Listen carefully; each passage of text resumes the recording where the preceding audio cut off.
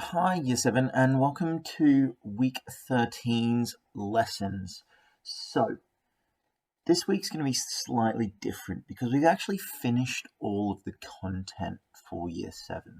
So, what we're going to work on in the next few weeks is the scientific skills you learned right back in your first few weeks of Year 7, which is planning a scientific investigation, conducting a scientific investigation, and then writing a conclusion and evaluation on that.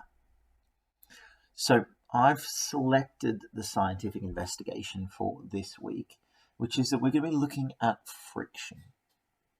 So we're going to plan our investigation this lesson and next lesson, and then you're going to be conducting it. Now I've selected an experiment that I know that all of you will be able to do at home using some form of materials at home. Everyone's going to have something that they can do this with. And that's the great thing about science, is you can do experiments at home using everyday things. So you need to write all of these down, okay? Because this is going to form a really good formation for you for next year as well when you do any scientific investigation. So this can kind of form the basis of all of your scientific investigations. So our first thing in any experiment is having an aim. There needs to be a reason that we're actually doing the experiment. And this reason is here. I've kind of made it up, but I'm pretty happy with it. So the owners of a warehouse noticed that their boxes don't slide very well along the warehouse floor. They want to work out if they can lubricate the floor with common substances so the boxes slide better. They've asked for Knole Academy's help to find out. So our aim for this experiment is to investigate which type of lubricant helps the boxes slide better. So we're going to be looking at lubricants. Now, lubricants are liquids or materials that reduce friction. So we're trying to reduce the friction between the box and the surface, or the object and the surface. So that is our first step in any scientific investigation, is to have an aim. Next is the hypothesis. So the hypothesis is an educated guess. Now, it does not need to be correct, all right? The hypothesis, you're not going to lose marks if in the end your hypothesis is incorrect. That's absolutely fine. That's part of the scientific investigation, the scientific method. Some of the best discoveries that come from scientists being discovered and having their hypotheses completely wrong. It's absolutely fine, as long as we learn from it. So it's still good to have an educated guess, what we think is going to happen and why. So we're looking at lubricants and wanting to work out which one is going to be best. So which one is going to have the least amount of friction. So I've suggested a few lubricants there: oil, water, I've even said ketchup. You can literally test anything. You can test soap, you can test butter. It's really up to you what type of lubricants you'd like to test. And I'd love to hear your results as well at the end of this and see whether the lubricants you found worked and were successful. Okay? Some of you might even want to use a banana peel. All right? It does not matter. All right? As long as we're testing a few different things and keeping the variables the same or correct. So hypothesis. Pick some materials you want to test and then have a think. Which one of those do you think is going to be the best lubricant and why? So pause the video and write down your hypothesis, please. I believe that something will be the best lubricant because, and then give me a reason why you think it will be the best lubricants. Okay, variables. Now, there's 3 types of variables in every single scientific investigation. Can you remember the 3 variables? Pause the video and write them down if you can. And then, to make it even better, can you write down what each of those variables is? Okay, hopefully you paused the video and had a go at remembering what the three variables are called and what they do. If not, here they are.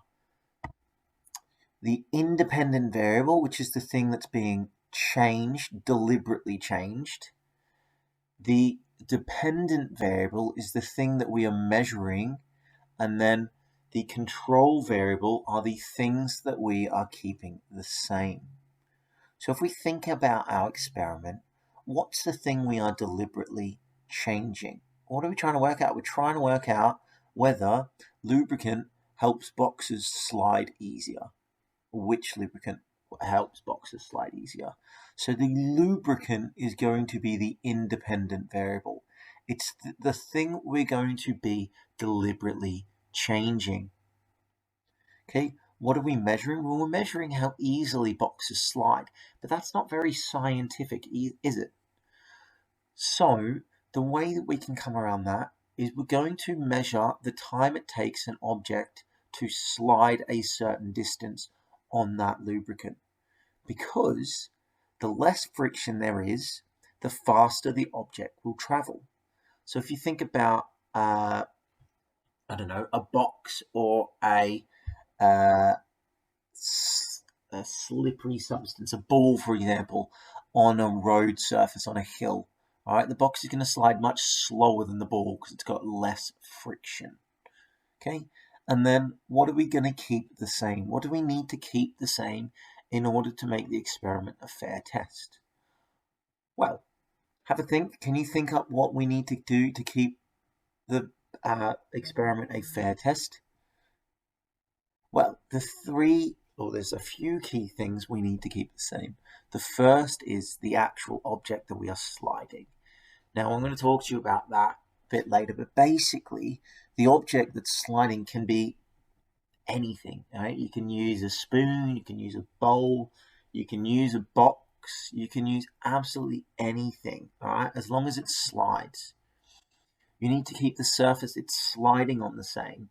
So I'd suggest using, I don't know, a cutting board in your kitchen or a cooking tray or anything that you can put liquids onto that's not going to make too much of a mess and that you can slide objects on if you raise them. Okay, so we've got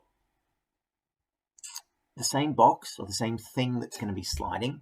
We've got the same surface that they're sliding on. They need to also slide the same distance, because if we're timing how long they take to slide, it doesn't make sense that we make one slide really far and one slide not very far at all. So how far they slide.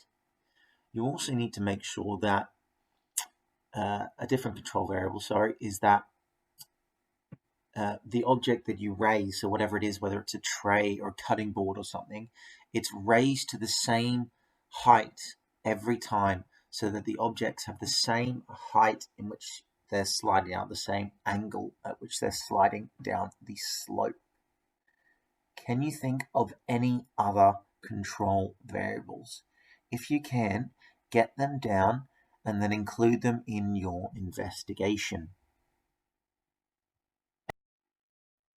So apparatus. So this is equipment. So we need to come up with a list of equipment. Now I've suggested a few for you, but it's really up to you. So can you answer these 4 questions, please? What are you going to use to measure the speed of the object? What are you going to put the objects on? What objects are you going to use to slide on the surface? And what will you use to control the other variables? Right, so you've probably picked a stopwatch or your phone stopwatch or something like that for number 1. Number 2, what will you use to put the objects on? I'd say a kitchen tray, a cooking, baking tray, or a cutting board or something like that. What object will you use to slide on the surface? I'd suggest a box or anything like that. And then last but not least, what we use to control the other variables. Have a think, maybe have a bowl or something that you put the tray on so the slope is the same distance each time. Maybe make a mark with tape on the tray so that they're traveling the same distance. These are all things that you're going to need to include in your method next lesson. Tomorrow, when we start creating our method, you're going to need to think of all these different ways in which you're going to control your variables. Okay, hopefully you've done that. If not, keep writing it down, and next lesson we're going to design our experiment. So it's worth having a think about all the equipment you're going to use so that tomorrow in tomorrow's lesson you kind of have an idea on what you're going to use for the experiment.